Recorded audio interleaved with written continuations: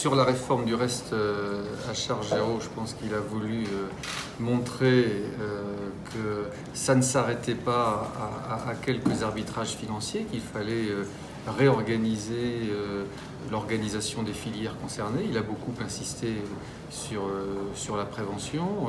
S'agissant des audioprothésistes, il a aussi indiqué qu'il fallait agir sur l'offre en disant qu'on formerait demain davantage d'audioprothésistes. Et il me semble que s'agissant de l'optique, là aussi, il a précisé la manière dont demain on devrait mieux articuler le travail des opticiens, des ophtalmos, puisque comme ça a été indiqué justement, le renoncement aux soins en matière d'optique, il résulte aussi dans un certain nombre de cas des délais d'attente pour accéder à un spécialiste.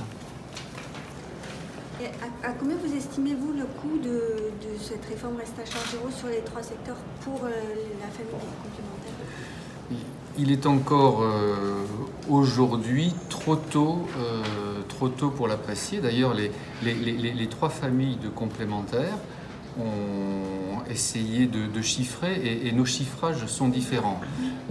Cela montre que dans une réforme de cette nature, il y a une part d'incertitude liée au comportement des professionnels de santé, une part d'incertitude liée également au comportement des Français.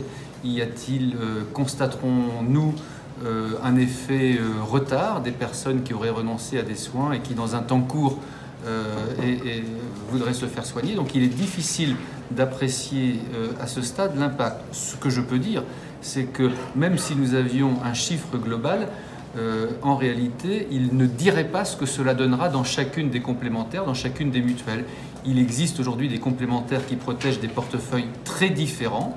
Si vous protégez pour l'essentiel ou quasi exclusivement des actifs, vous ne remboursez pas aujourd'hui l'audioprothèse, vous n'en rembourserez pas davantage demain et donc la réforme RAC 0 n'aura aucun impact sur les dépenses. Par contre, si une mutuelle, par exemple, dans son portefeuille protège beaucoup de personnes âgées, et je ne le dis pas par hasard, 70% des plus de 65 ans sont protégés par des mutuelles, ça pourrait avoir un impact sur les dépenses des mutuelles.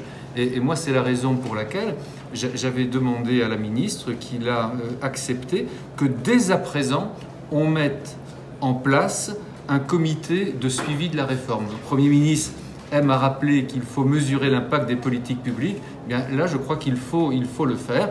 Il faudra vérifier quel est le bénéfice réel pour les Français. Il faudra vérifier quelles sont les conséquences de la réforme sur l'équilibre et l'économie générale des filières de soins concernées.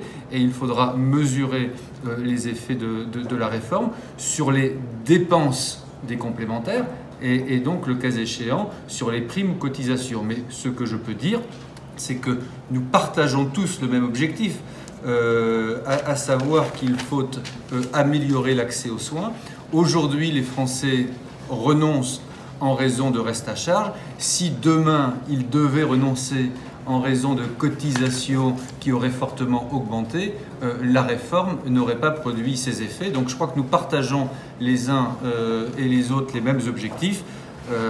Il faut mettre en place le comité de suivi de la réforme pour objectiver comment ça va se traduire dans le quotidien des Français et puis procéder, le cas échéant, aux ajustements nécessaires.